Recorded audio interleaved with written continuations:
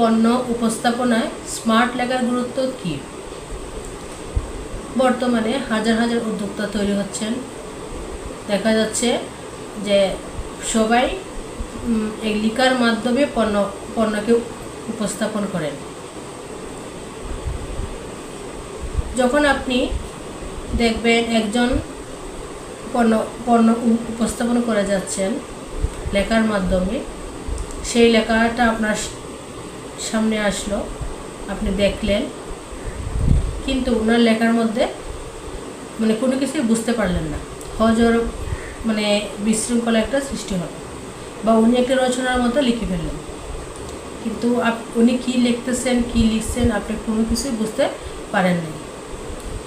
তখন দেখবেন আপনার পোস্টটা তেমন রিচ হবে না, আপনাদের কেউ কোনো কিছু কিন্তু আগ্রহী হবে না।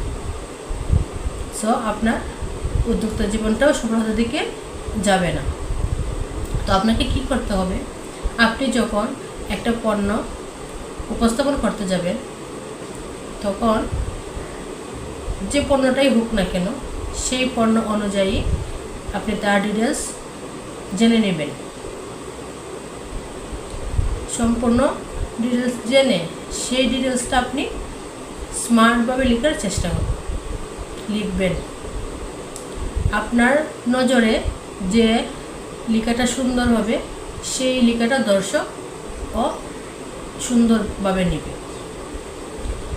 আপনি যখন পোস্টটা লিখবেন, তখন আপনি এবার পরে দেখবেন যে আপনার কোথাও বানান ভুল আছে কিনা, বা কোনো অশুদ্ধ উচ্চারণ আছে কিনা, ওই বিষয়টা আপনি নজর দেবেন। তারপর খুব বেশি কিছু লিখতে হবে না, আপনার মনের মতো সুন্দর দুই একটা বাক্য লিখবেন। তারপর যে পণ্যটা নিচ্ছেন সেই পণ্যটা আর বিষয়ে বিস্তারিত কিছু লিখবেন। তারপর যে আপনি কোথা থেকে কাজ করতেছেন সেই বিষয়টাই লিখবেন, লিখে আপনি পোস্ট করে দেবেন। তখন দেখবেন যে আপনার পোস্টটা সবার যে দেখতেছে সবার নজরে যাবে, সবাই দেখবে, আপনার থেকে কেনার আগ্রহ প্রকাশ করবে। একে একে করে 1 থেকে 10 জনের মধ্যে আপনার পোস্টটা ছড়িয়ে পড়বে।